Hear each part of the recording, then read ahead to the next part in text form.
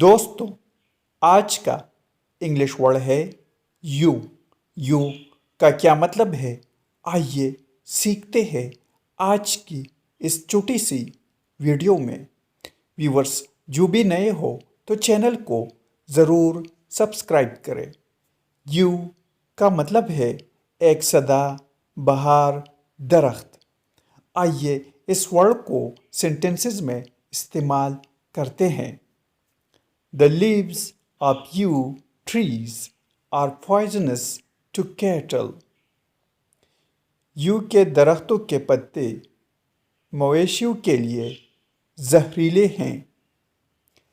Take, for instance, the example of yew wood.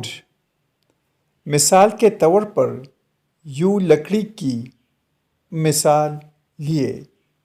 Viewers video کو like اور share ضرور کریں۔